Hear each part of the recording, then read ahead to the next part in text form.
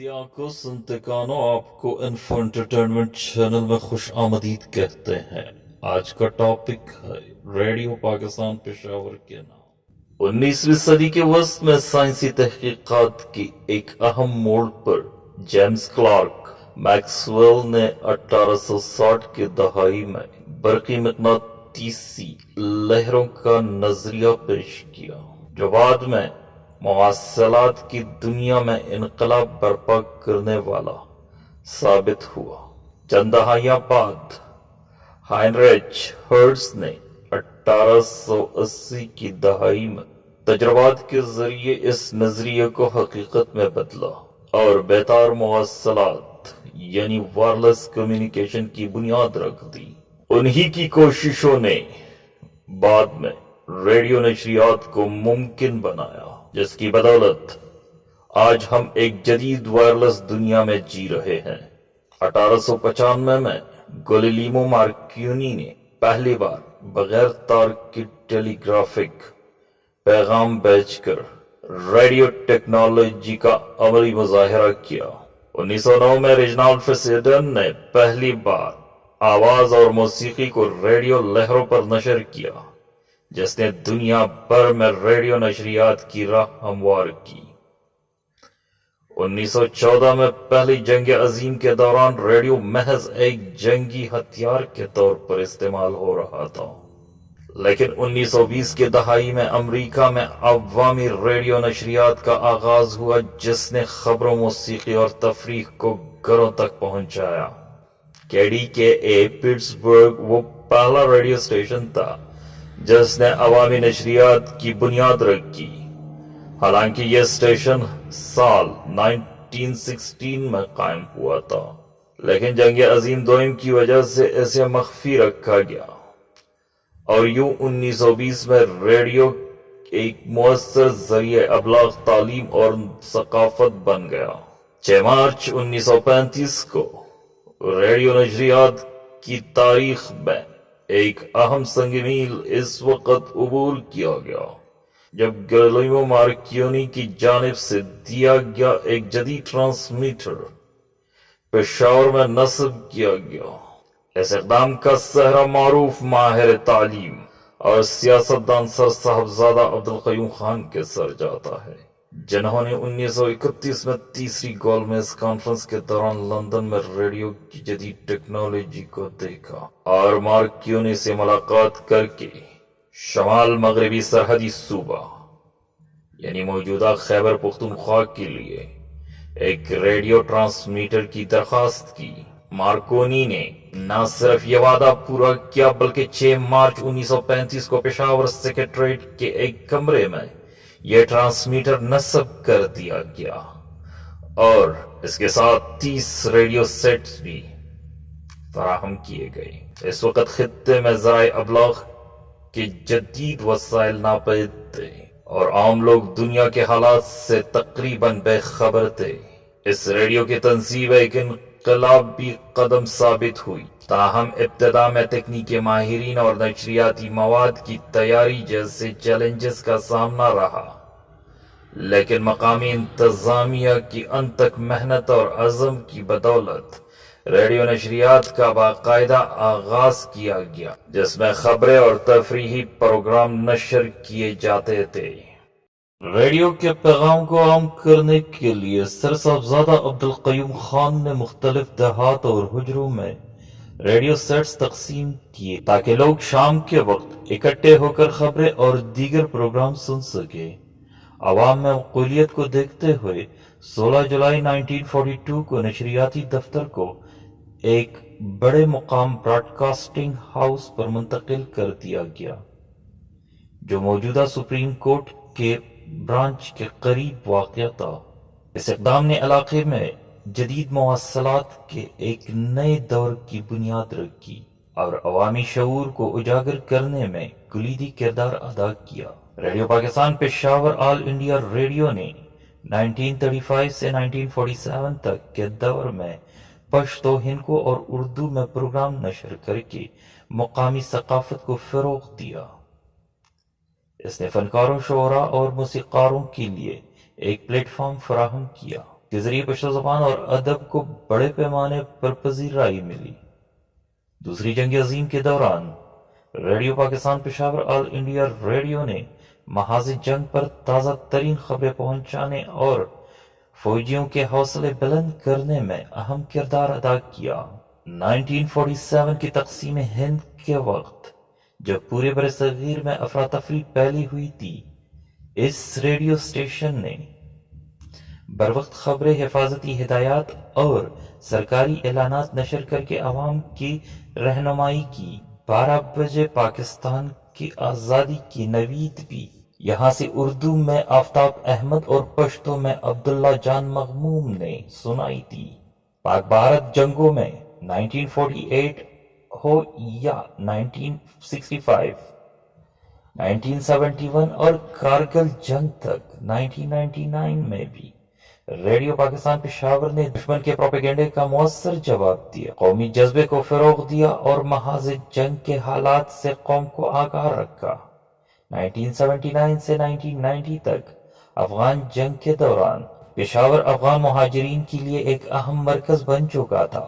Radio Pakistan Peshawar نے مہاجرین کو امدادی معلومات فراہم کرنے، انسانی حقوق کو اجاگر کرنے اور امن کا پیغام عام کرنے میں کلیدی کردار ادا کیا۔ ریڈیو پاکستان پشاور نے تعلیم، صحت، خواتین کی خود مختاری، کھیل، زراعت، سیاسی شعور اور ثقافتی سرگرمیوں کے فروغ میں نمایاں خدمات انجام دیے۔ اس نے پشتو، ہندکو اور اردو ادب کو فروغ دینے میں بھی اہم کردار ادا کیا۔ ریڈیو پاکستان پشاور ایک ثقافتی مینار ہے جو دانشوروں، شاعروں اور ادیبوں، گلوکاروں اور موسیقاروں کو فروغ دیتا ہے۔ اپنے نشریاتی سفر کے ذریعے اس نے پشتو، ہندکو اور اردو کے ادبی و موسیقی ورثے کو محفوظ رکھا اور اسے مزید نکھارا ہے۔ یہ تخلیقی صلاحیتوں کا مرکز ہے جو لسانی اظہار اور فنی مہارت کو پروان چڑھاتا ہے۔ ریڈیو پاکستان پشاور روایتی نشریات سے ڈیجیٹل پلیٹ فارم کی جانب بڑھتے ہوئے ڈیجیٹل تبدیلی کو اپنا رہا ہے۔ سوشل میڈیا پلیٹ فارم پر اپنے کچھ معروف پروگرام متعارف کرا رہا ہے تاکہ ناظرین و سامعین کی شمولیت میں اضافہ کیا جا سکے۔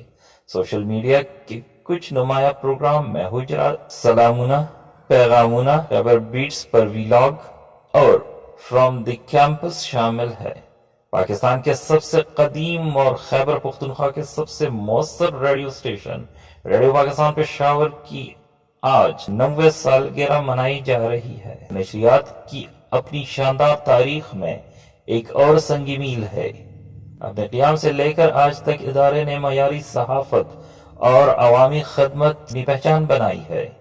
امید کی جاتی ہے کہ یہ ادارہ مستقبل میں مزید اہم کردار ادا کرے گا۔ ریڈیو پاکستان پشاور نے ثقافت، ادب، موسیقی، مواصلات، تعلیم، تفریح، صحت کی آگاہی، خواتین کے حقوق، کھیل، سیاسی قیادت اور زراعت کے فروغ میں اہم کردار ادا کیا ہے۔ اس نے ان آوازوں کو پلیٹ فارم فراہم کیا ہے جو پہلے کہیں نہیں سنائی گئی تھی اور اس وجہ سے اس خطے میں ایک منفرد مقام حاصل ہے۔ ریڈیو پاکستان پشاور نے متعدد معروف پشتو اور اردو اسکرپٹ رائٹر کو متعارف کرا دیا ہے جو ادبی منظرنامے کو مالا مال کر چکے ہیں۔ معروف پشتو اسکرپٹ رائٹرز میں حاجی سمندر خان، امیر حمزہ خان شنواری، سید رسول رسا، افضل رضا، ارباب عبدالوکیل، doctor Muhammad Azam, Noor al-Bashar Naveed, Nazir بٹھی، Gul Afzal Khan, Abdullah John مغموم، Ajmal Khattak, Gul Muhammad Betaab, Begum a are داؤد، زیتون بانو، حامد اللہ جان بسمل اور سعد اللہ جان برق شامل ہے، جبکہ اردو کے نمایاں اسکرپٹ رائٹر میں رضا ہمدانی، فارغ بخاری، ڈاکٹر ڈینس آئزک، مشتاق شباب، رانی اندلیب، پروفیسر خالد سہیل ملک، زبیر شاہ اور پروفیسر تاخان شامل ہے۔